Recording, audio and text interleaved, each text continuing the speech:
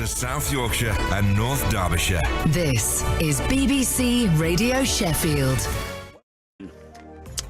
Shout out there has to be, though, to Chris at the Yorkshire Post again. Their front page, Council unearths lost plan for tree removals. Detailed proposals to replace exactly 17,500 of Sheffield's trees were drawn up 6 years ago, according to a newly published document which the City Council previously said they'd lost. Hello. I mean, to be fair, they just bunged it on the website. They went, oh, look what we found. This 17,500 that wasn't a target, well, Sheffield Council said it had stumbled upon a series of strategy documents for the controversial policy of felling street trees after previously telling the Information Commissioner's office that they were not held in any form. They've stumbled upon them. We've been talking about 79,000 trees for ages, and they've just stumbled upon them now. Sheffield City Council, God bless them. Now, Paul Brook is on the phone now. Paul Brook is from Sheffield Tree Action Groups. Morning, Paul. Morning, Toby. Thanks a lot for calling. Tell us what you want to talk about this morning.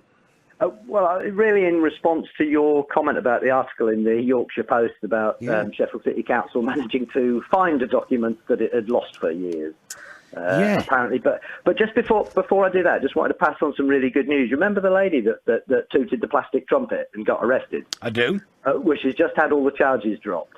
Really? It's been hanging over her for months, and they've just released all the charges and told her they'll give her back her plastic trumpet. How long ago is that? That must be 6 months ago. It's getting on for that. Yeah. It was back earlier in the year. I think early March time. Oh, was it? Yeah. So that's a long time to have that happen. Ridiculous, but she's happily getting her plastic trumpet back. Well, she can keep it to herself. Don't bring it around here. Maybe it'll get blown at Pride. Who knows? Who knows? Tell us about the front page of the. I've not had a real chance to read it. I'm guessing you probably have. It does talk about the front page of the Yorkshire Post about a document that the council has now found, a document that it said didn't exist. Yeah, it told the Information Commissioner that it didn't have a record of it, that it had no digital record anywhere of previous versions of this thing called the 5-year tree strategy. They've now emerged. They said that they've found them, which again is difficult for us to accept on face value. But the first one of those from 2012 sets out a plan showing how they will fell 17,500 trees, which is exactly what campaigners said, exactly the issues that we've been arguing about, and it's in black and white in the strategy. So to our view, there's a good reason why it took them a long time to find it. But it's come out now, and we think they've misled the Information Commissioner and, more importantly, probably the court on 2 occasions where they made it look like the current one was version 7, when in fact it was a sexed up one. Yeah. I mean, that's what I can't understand. Is the actual people that they've been talking to saying that they couldn't find this? It's astonishing. I mean, their contractor, Amy, will have had a copy of it all the time. All they needed to do was say to Amy, would you mind just giving us a copy of it? I think the fact that they said they couldn't find a digital copy may have been their way of trying to just get it away from the Information Commissioner, because they could have easily got a copy from their contractor, who would have no doubt kept a copy of the document. I mean, one thing that I was wanting to ask you, Toby, is whether you'd kind of join us in a call really for some form of public inquiry into this. Getting the truth out of this council over the trees issue has been like pulling teeth, and to be honest, it's really difficult for us to trust what they're saying now. I certainly think we need to talk to them, don't we? And ask them why this has just come out now. It came out on their website, did it? Yeah, they posted it up on their website along with some other further redacted elements of the contract, and all of the previous versions of the 5-year tree strategy are on there. And you can see what it looks like. You can see the plans within it. And then the one they produced in court is totally different. and they're saying now that that was just for sort of public consumption. It was the equivalent of the sexed up, dodgy dossier from Blair's era. It was something that they thought the public might like, and they pretended it was the version of the 5-year strategy. And they misled the court. Isn't there something though that says, Paul, that maybe this version was the original version, but they've now changed the... Yeah. They changed it each year. The strategy changed each year up to the current year. But in 2016, they produced something called version 7, and version 7 was for public consumption only, nothing to do with the contract. But they produced that in court on 2 occasions and led the judge to believe that that was part of the contract document. Right. They've now said, and if you read the Yorkshire Post article, Lewis Dagnall has said, oh, that was really just for public consumption, and it was just a different one, and it wasn't really a contract document. Well, the judge thought it was a contract document because they led the judge to believe that. And I think now, Lord Scriven called for a public inquiry, and I think the people of Sheffield need to get to the bottom of this and need to get to the bottom, to the truth of this. And I think the only way is for some form of independent inquiry. I just, from the outside, and I will speak to anybody from the council who wants to do this in the next 45 minutes, and I do understand that they're trying to get somebody onto our drive time programme today. Yeah. From the outside, I don't understand where this is going. This is not taking a normal tack. No. And I don't understand why... what the end aim could be for the council. If it is a financial thing, they just need to take to people, don't they? Look, we need to save this kind of money because of this. I just don't know why we've got where we are. No, it's one of those things, Toby, that if you're less than honest at the beginning, if you get yourself into a bit of a problem and you start to spin things to make it sound okay, and you're less than truthful right at the beginning, you then end up in a cycle of continuing to be less than honest and less than truthful. The problem is if you're in a hole, you've got a choice to keep digging or to apologise and climb out. And year after year after year, the leadership of this council has just simply kept digging. I don't know. I don't know how they get out of this with a level of honesty unless we can get somebody independent to come and have a look at this. If we in the campaign have got it wrong all along, then maybe somebody independent needs to help us look at that. But I tell you, Toby, the revelations of these new documents show that they clearly had the plan in the beginning to fell 17,500 trees. Now, I might accept now that that's changed, but it's changed because of the efforts of campaigners over years. It's interesting stuff, Paul. Thank you very much indeed. Yeah. That's Paul Brook there. He's a campaigner. Obviously, he has a horse in the race. But these further revelations that's coming out with Sheffield City Council, how have we got where we are? Who's responsible? How is this thing, this document, which they'd said didn't exist, how has this just been stumbled upon? You don't stumble upon stuff like this. The council offices in there earn $100,000 a year. They shouldn't be stumbling on stuff. Should they? Surely to God, the amount of money that's earned in those offices would suggest there ought to be a level of control, a level of organisation that could be trusted. And I can completely and utterly understand why Stag are calling for a public inquiry over the way that this council appears to be operating. Maybe they're wrong. Maybe the council did just stumble on it, and maybe it's all fine because they've changed their mind anyway. But if the Stag are calling for it, Lord Scriven obviously calling for an inquiry. Stumbled upon is the phrase that they've used. Brilliant. ABC now when smoking. It's Toby at breakfast. It's BBC Radio Sheffield. It is a free phone Friday, although there are certain calls that I think we knew we'd have this morning. We knew we'd make this morning. There are people we knew we'd talk to.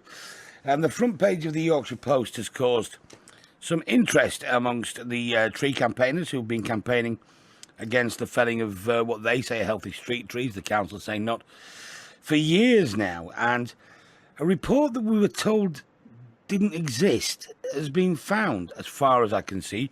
You'll have to forgive me. I've been on air since we saw the story. I've not read the entire story. The founder member of STAG, which is Sheffield Tree Action Group, is Dave Dillner. He joins us now. Good morning, Dave. Morning, Toby. I do apologise. I haven't read the whole story because I've been on air. That's fine. It came as a bit of a surprise to me this morning as well, actually. But, yesterday it was one of the main items, the Sheffield Tree situation, on BBC National News, BBC One National News. The fact that it's just been...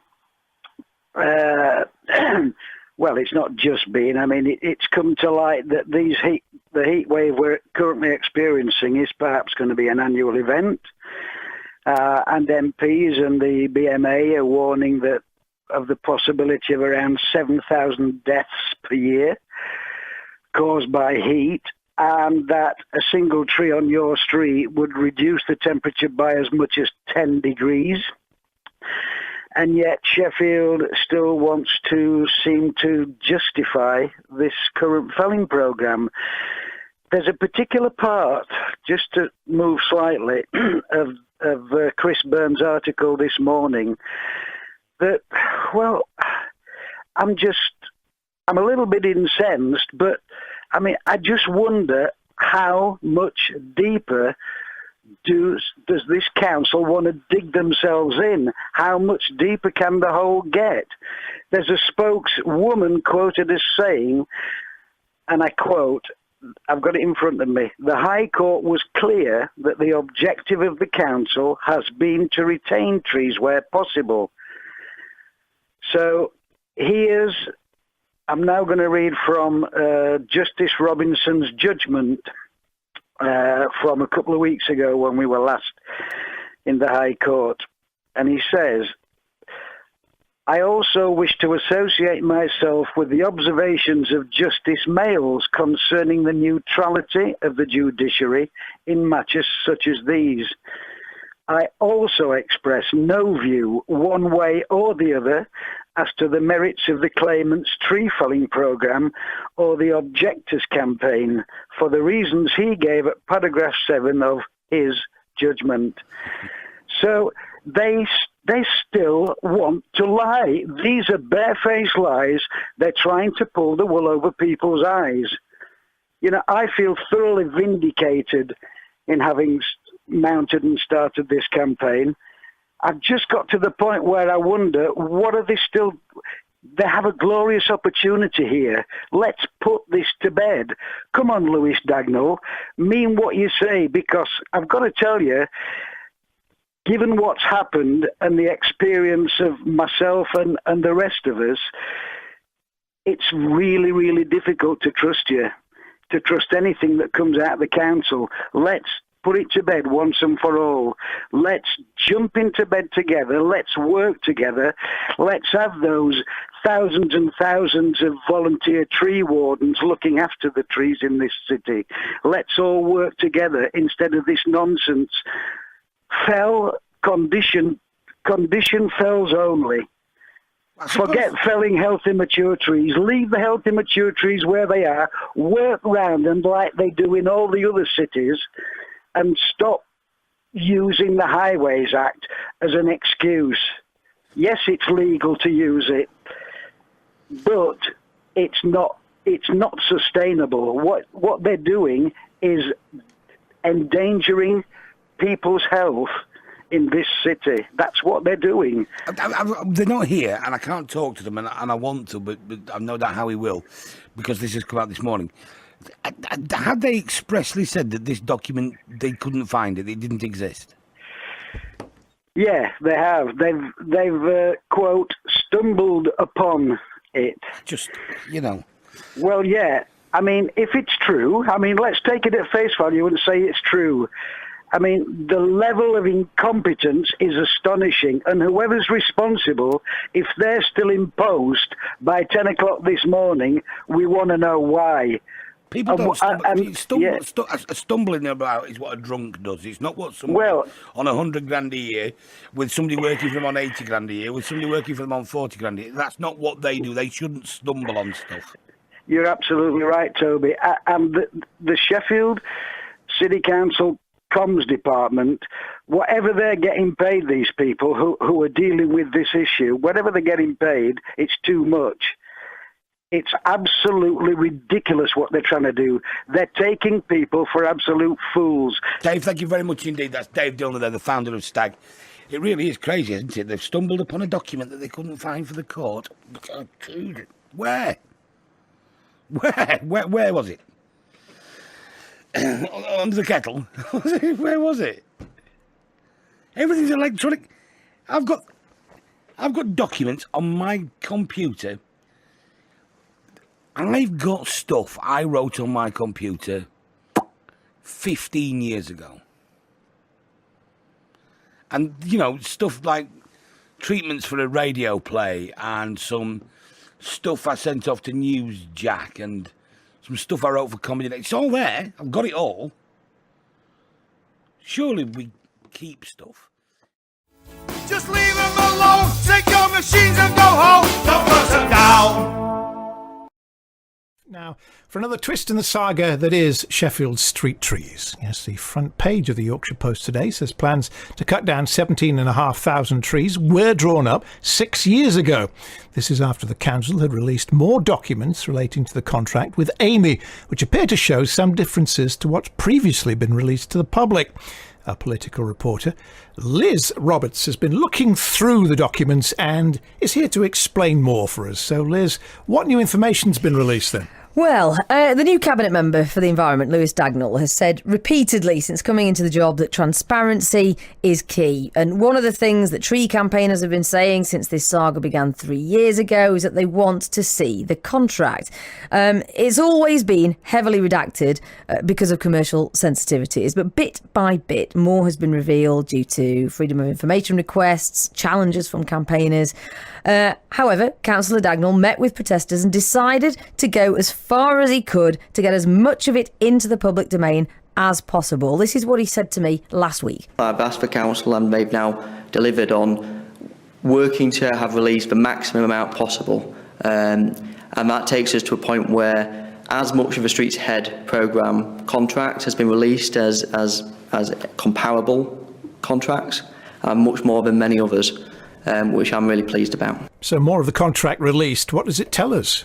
Well, a lot more documents are now on the Sheffield City Council website, and people have been going through them very carefully, as you can imagine, not least the Yorkshire Post. And today they highlighted a page from the council's 5-year tree management strategy, produced in 2012, the year the contract with Amy started, showing a table called Highway Tree Replacement Plan. And on this table, it lists different parts of the city, like the southwest, the southeast, central. And next to those areas is a proposed number of trees to be replaced. The total, when added up over 25 years, is 17,500. So if nothing else, it's clear where that number comes from. But does it show that it's a target then, Liz? No, not necessarily. And this is obviously something the council has always vehemently denied. What's also not clear, though, is whether there's any incentive for that number of trees to be cut down, because financial elements of the contract are redacted. So we simply don't know if, for instance, it makes more financial sense for a tree to be felled from Amy's perspective than to find an engineering solution, because we don't know what the costs and the charges are. How much does Amy charge the council to cut a tree down? Has it built any profit into that? We don't know the answer to those questions based on the document. Is there anything else revealed then? Yeah, and for me, this is potentially more interesting, if a little more complicated, so bear with me. The 5-year tree management strategy, 2012 to 2017, as it's called, this has taken a number of forms, this document, or versions. Basically, it gets updated. Now, until now, we've only seen one version of this strategy, version 7, And this wasn't actually published until January 2016, so quite late into that 5-year strategy. But in that is the explanation of why trees might be felled, the 6 Ds that people talk about. It also has a list of possible engineering solutions that might be used to prevent felling, like a narrow curb, for instance. What we can see now is all the versions of this document, earlier ones and more recent ones. And what's clear is that these are quite different from the one previously made public. Instead, they say this: the following factors will be considered when making decisions on individual trees. Then there's a list of things, and those include tree health and condition. Okay, fine. Next is species suitability. Highways obstruction. Okay, that's, you would expect that. Then life expectancy, future management options. So it then says Sheffield City Council have chosen to capture the sentiment of the above survey considerations using more generic terminology branded as the 6D criteria: dead, dangerous, dying, diseased, damaged and discriminatory. Now, campaigners say, hang on, this is actually different from what's in the contract itself that we can now see from what Amy are using. Species suitability, for example, doesn't come under any of those Ds, it could be argued. There's also no specific list of engineering solutions. The campaigners also go further than that. They say it's the public version of the document, the one that mentioned the 6 Ds and the engineering solutions. It's that document that was used in court to present to the judge when council policy was being challenged by David Dillner in the judicial review in 2016. So this is tree campaigner Paul Brook, who spoke to Toby this morning. They produced that in court on 2 occasions and led the judge to believe that that was part of the contract document. They've now said, that was really just for public consumption and it wasn't really a contract document. Well, the judge thought it was a contract document because they led the judge to believe that. And I think now, Lord Scriven called for a public inquiry, and I think the people of Sheffield need to get to the bottom of this and need to get to the bottom, to the truth of this. And I think the only way is for some form of independent inquiry. So what have the council had to say today then, Liz? Well, in all honesty, they've not been able to get an answer to that specific point, the differences in how Amy are deciding whether trees need to come down or not. It is holiday season, obviously. Lewis Dagnall is away. Paul Billington, the officer in charge of all this, hasn't been around today either. So hopefully we will get more clarity next week on that issue. What is clear, though, is that Councillor Dagnall has promised to reach a compromise. He's written to Stag, the campaign group, to offer formal talks. And I think he is keen to use engineering solutions where possible, not just on trees earmarked for felling now, but as a process going forward for the remainder of the contract. He thinks it's possible to do within the remit of the contract. So again, it's now a waiting game to see whether that compromise can be reached. Liz, thank you. That's our political... Don't touch them down, down, down, down, down. Don't touch them down, down, down, down, down. Just leave them alone. Take your machines and go home.